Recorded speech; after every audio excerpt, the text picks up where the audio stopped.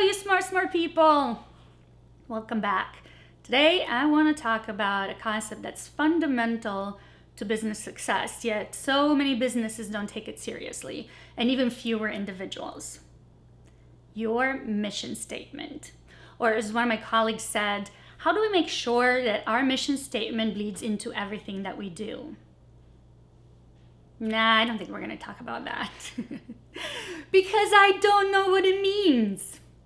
It's all just fluff. It's platitudes. So let's talk about how we can get some clarity here. Let's talk about mission statements that are meaningful.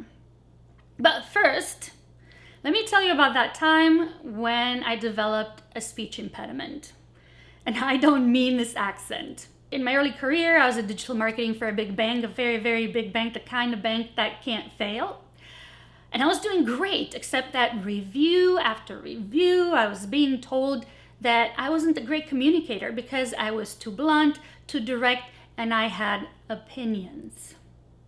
In meetings, I dared have opinions. But I was ambitious. And so I decided I was going to fix it. I got to a point where I could talk for 5 minutes and say absolutely nothing. And it went something like this. Well, if I may, I think that maybe we should, and correct me if I'm wrong, and I could totally be wrong, maybe we should do this and that.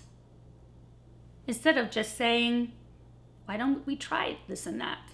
I was so winning at this game until this guy I was dating told me that I had a corporate speech impediment. What? I'm winning. I'm on top of the world right now. But being me, I decided I'm gonna fix it. So I got this book called Why Business People Speak Like Idiots. And it's amazing. I highly recommend it. Evasive language, dullness, being verbose, jargon, cliches. All of those are familiar to anybody in the corporate world. But they make their way into the stuff that really matters, into your mission statement. Here's some examples. This comes from the CEO of a large consumer goods company. She says in her mission statement that she wants to apply ethical principles. Now, unless you're the godfather going through a rebrand, I expect you to apply ethical principles. That's nothing special. It's basic. It's fundamental. Here's one from another CEO. To be a leader. Period. I sure expect a leader to be a leader. Just these mission statements on the surface seem cool, but they're not saying anything. Although leaders know that to make an impact, they should have a point of view. They should be able to express their reason for being. It's very easy to default to platitudes. It's very easy and it's safe to be boring, to be average. So let's talk about 5 principles that will turn your mission statement from dull to meaningful. Number 1, it should be action-oriented. It should start with a verb, but please stay away from to apply ethical principles or to be a leader. If you start with that, tell me a leader at what? Number 2, what do you want to be when you grow up? Really? Your company, what do you want it to be when it grows up? Number 3, it should state the change you want to make in the world. Why do you want to grow up to be who you want to be? Number 4, how are you going to get there? What skills do you have that will help you make that change? Number 5, it can and must change with the times, but not every week. The world changes, trends change, markets change, so it's natural that over time you may make some tweaks to your mission statement. I'm not an Oprah follower, but I love her mission statement, and I'll read it to you. To be a teacher and to be known for inspiring my students to be more than they thought they could be.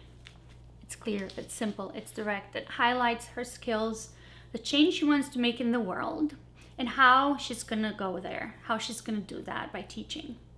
To simplify it, what you need is an action statement that shows your reason for being. Why Do you make all the sacrifices that you make to run this business or to do your job the best you can? That's your reason for being.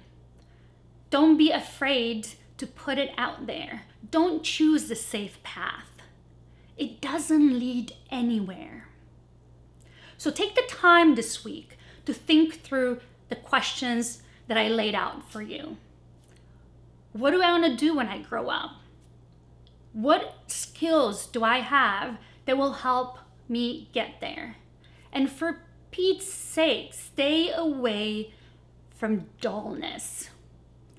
Dare to have a point of view. Dare to make a statement. If you like this channel, subscribe down below.